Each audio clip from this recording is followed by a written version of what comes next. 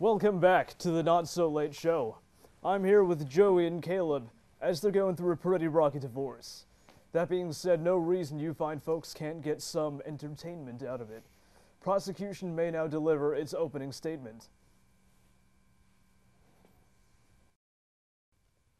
Thank you, Your Honor. As you can well see, my client waived most of his rights, and I am now his lawyer, Terrence Prosecution Jackson.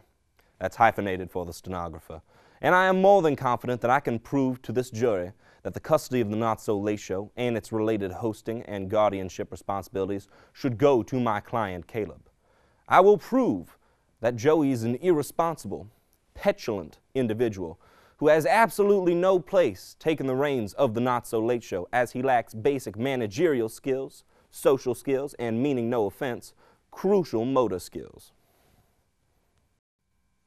You may now call character witnesses to the stand. Thank you, Your Honor. The first witness I would like to call is the defense, Joey Mattingly. Mr. Mattingly, do you swear to tell the truth, the whole truth, and nothing but the truth, so help you God? Yes, but I can still lie if I can convince people, right? Yeah? No, you may absolutely not. Ah, shucky darns. Mr. Mattingly, how many times have you completely and utterly ruined the production of the Not So Late Show? Objection, Your Honor. That's a leading question. Objection sustained. I'll rephrase. Do you believe you have the skills and abilities to host the Not So Late Show? The moral strength of character necessary to host a show this big? Unquestioningly and undoubtedly. Well, then I'd like to provide a couple of examples that my client has highlighted. Example number one. In the first season, the first episode of your time hosting the Not So Late Show, do you recall admitting to specific crimes you committed? Specifically performing a hit and run on Caleb's cat in a lime green Ford F-1500. Do you know how much emotional distress my client has endured over that completely avoidable tragedy? Well, look, I apologize for that. And that same day, also shooting my poor client's father in the knee with an arrow. Now, ladies and gentlemen of the jury, I am from Skyrim myself, and I know that kind of injury can completely end an adventure in Korea. Do you recall these events, Mr. Mattingly? Yes, I do, but... And do you, Mr. Mattingly, remember an incident in the Maybe cafeteria in which you went up to an unmanned podium with a hot mic without any sort of authorization and exclaimed over the PA system, and I quote, "Did you know?" Haha.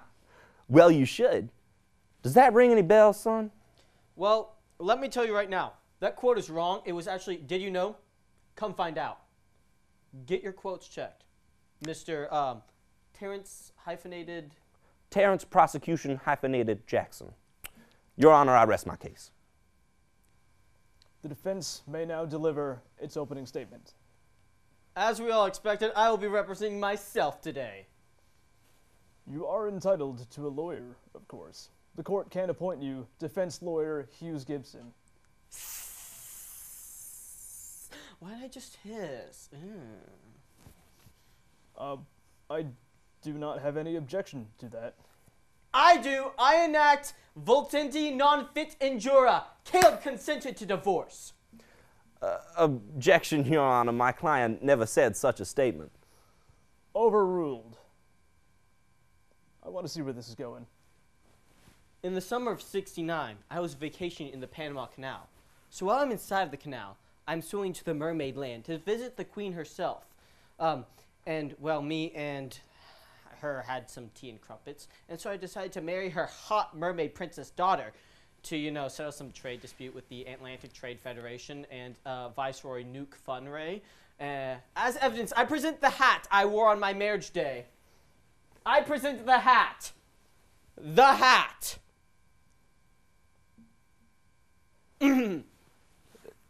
Your Honor, may I cross-examine the evidence, please? On what grounds? It's become abundantly clear that the defense has had an illegal marriage before breaking off his previous marriage. Motion sustained. The defense strikes. What in tarnation? Oh!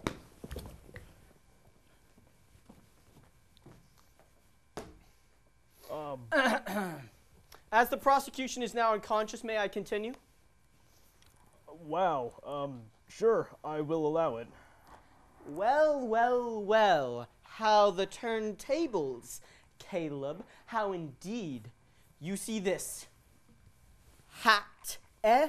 I'm about to win this war, and you're about to get divorced. The evidence is overwhelming. Do you remember wearing this hat, Caleb, when you consented to a divorce? Uh-huh. Objection, Your Honor. That's a leading question. Sustained. Ah, darn it. Well, back to my story. So there I am, fighting the Moon Soviets on top of a train while driving a car that was on fire. I was on fire, not the car.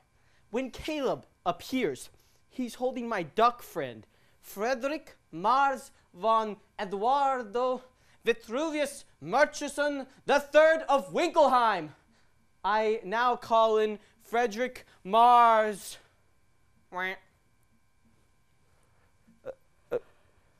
Objection, a duck cannot swear to tell the truth. Sustained. Well, after all this libel and slander, I move for a writ of habeas corpus in the name of both in pari delitio and ex terpia cause non orator action. Objection, Your Honor. The defense doesn't know anything that he just said. Sustained! I don't know what I just said. Mr. Mattingly, I am the only one in this courtroom that can sustain or overrule. That is your first warning. Be careful, or I will be forced to hold you in contempt of court. Oops, my bad, Mr. Jailman. The defense may continue. The defense presents the following. I, Joey Mattingly, suffer from what is called having an evil twin brother who has committed the heinous crime of breaking Caleb's heart and literally leaving him unable to speak. I thus cannot be responsible for Caleb's murder of his heart because my twin brother, Yoj, has already killed it. Of course, everyone knows the famous Confucius quote, I never said half those lines. And in response to Mr. Prosecution Jackson, I would like to respond with a quote. Now, I'm about to quote what I refer to objection! Sustained! Your Honor, can he Overruled! No, he can't. Is that you, brother? Ah, Joey, I see you finally open your eyes and the ears to the demented world around you. Caleb wanted to destroy you, so I had to destroy Caleb first. You hated him. Objection! No, I... Overruled, pathetic! You think you could possibly stop the dark presence? Oh, brother, I caused the 10 plagues of Egypt. You cannot stop me, mortal. But I looked away. You never should have returned to ruin my life. I am not ruining your life. No, my dear boy, I'm saving it. You would destroy yourself. Stay trapped.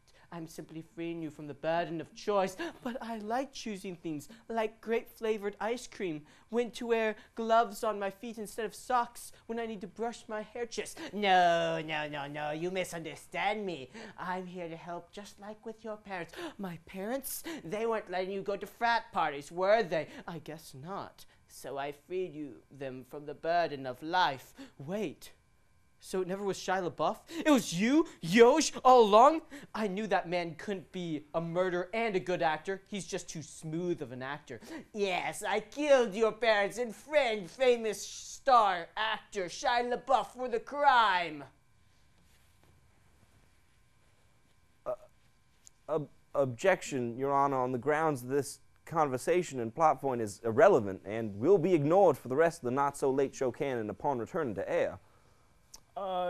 Yes, that does sound like a good point to sustain. When we return, the jury will deliberate. Now, jury, could you please enter and tell us how you see the situation?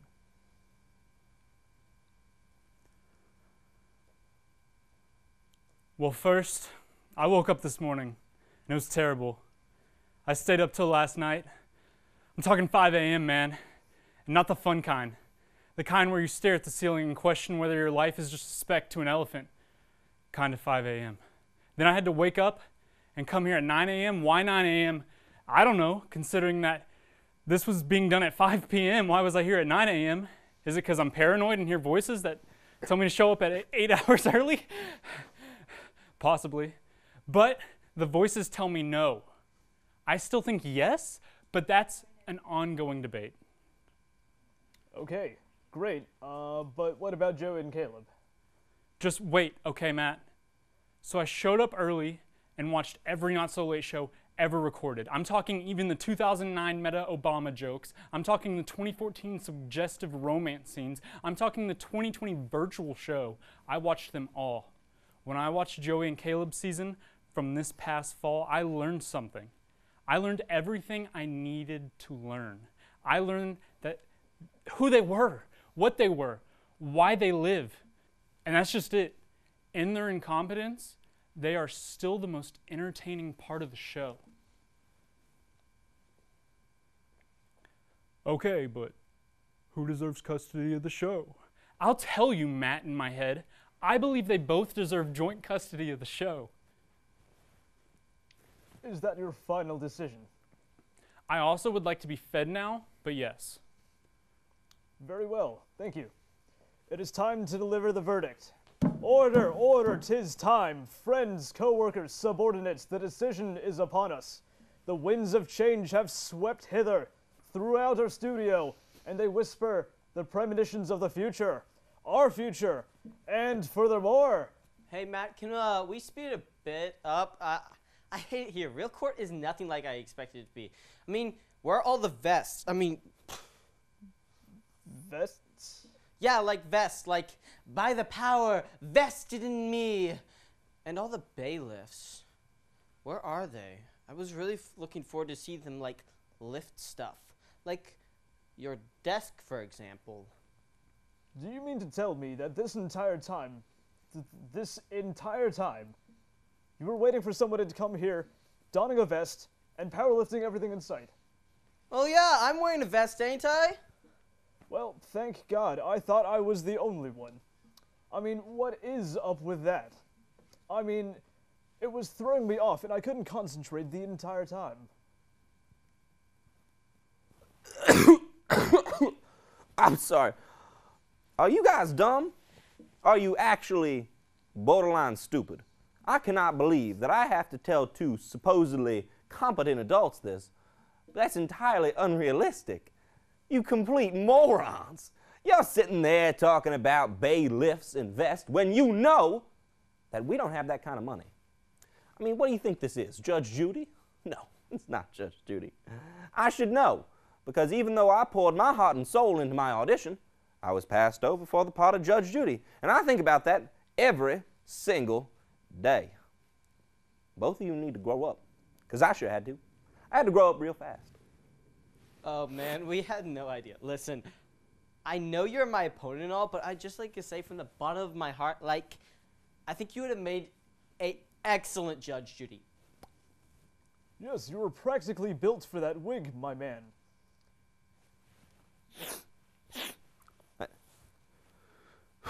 Thank you both. You know what? Why don't I be the bailiff? Matt, I come over there and I can, like, lift you up. Absolutely not. And on that note, I'm going to make my decision now. Oh, okay, fine.